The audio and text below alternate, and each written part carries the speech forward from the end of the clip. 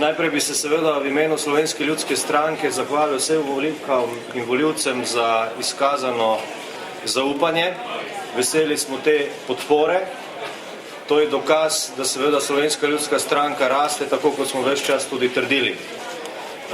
Moram seveda čestitati zmagovalcem, tisti, ki bodo zmagovalci z tega mesta, in jim zaželiti vse dobro. Zaželiti vse dobro, predvsem zaradi tega, ker Slovenija potrebuje odločitve, potrebuje trezne odločitve za čase, ki so pred nami. Slovenska ljudska stranka bo, ne glede na to, kje se bo znašla, ali v opoziciji ali v koaliciji, tako kot sem ves čas obljubljal, delovala konstruktivno. Konstruktivni smo bili do sedaj, ne samo pri besedah, ampak tudi pri dejanjih.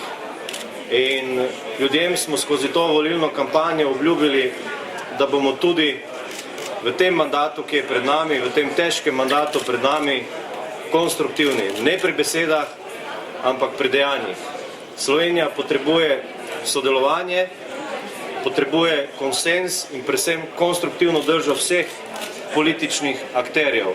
Le tako bomo skupaj zmogli rešiti, torej se spoprijeti z izzivi, ki so pred nami, ki niso enostavni, in če bomo sodelovali, če bomo konstruktivni, bodo tudi ljudje razumeli nekatere težke spremembe, ki so pred nami.